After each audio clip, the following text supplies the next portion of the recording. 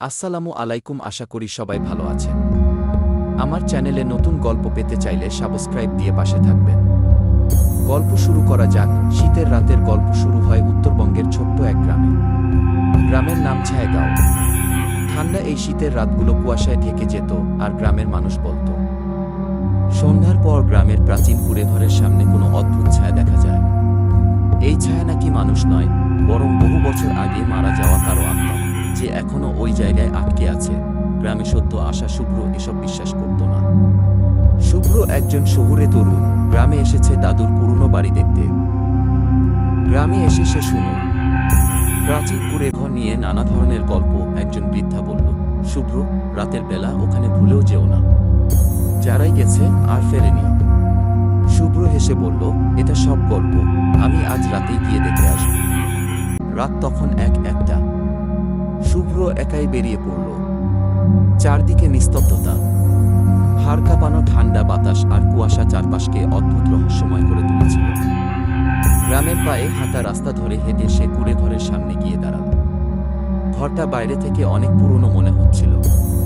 জানালার কপাটগুলো খুলে গেছে, আর ছাদের টিনের উপর শেওলা জমে আছে। কুঁড়েঘরের চারপাশ ছিল অন্ধকারে ঢাকা। শুভ্র টর্চলাইট জ্বালিয়ে এগিয়ে গেল। প্রথমে কিছুই সন্দেহজনক মনে হলো না। দরজাটা খোলা ছিল। সে ভেতরে ঢুকল। ঘরের মেঝেতে ধুলো, দেয়ালে ফাটল, আর ছাদের পরিকাঠে একটা পুরনো দোলনা ঝুলছে। শুভ্র ভেতরে ঢুকে আশপাশ দেখছিল। হঠাৎ পেছন থেকে একটা শব্দ হলো। সে দ্রুত পেছনে ঘুরল, কিন্তু কিছুই দেখতে পেল না। চারদিকে কুয়াশা ঢুকে গিয়েছিল। মনের ভুল ভেবে সে আবার ঘরের মধ্যে হাঁটতে লাগল।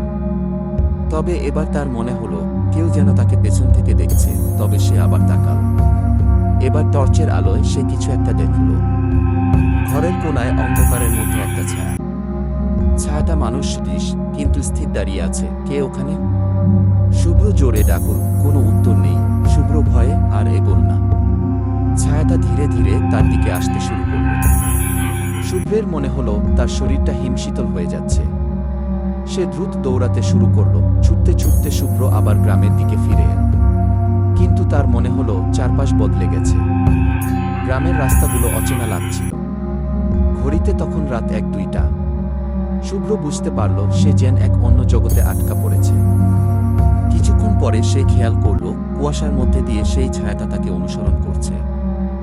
ছায়াটা ধীরে ধীরে তার সামনে এসে দাঁড়াল। ছায়াটা এবার স্পষ্ট হয়ে উঠল।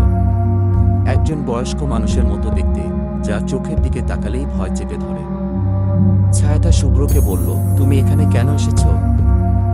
তোমার যাওয়া উচিত ছিল না। শুভ্র বলল, আমি কিছু জানতে চাইনি, আমি শুধু দেখতে এসেছিলাম। ছায়াটা বলল, তুমি যে সত্যি জানতে চাওনি তা ঠিক, কিন্তু এখানে যারা আসে তাদের মুক্তি নেই। তুমি আমার জায়গায় আটকে গিয়েছ। শুভ্র এরপর থেকে আর নিজের গ্রামে ফিরতে পারল না। সে ধীরে ধীরে সেই প্রাচীন কুঁড়েঘরেরই একটা অংশ হয়ে গেল। গ্রামের মানুষদের ভাষায় শুভ্র সেই ছায়ার সঙ্গে মিলিয়ে গেল। এখনো শীতের রাতে কেউ যদি সেই ঘরের সামনে যায়, তারা শুভ্রের ছায়ার দেখা পায়।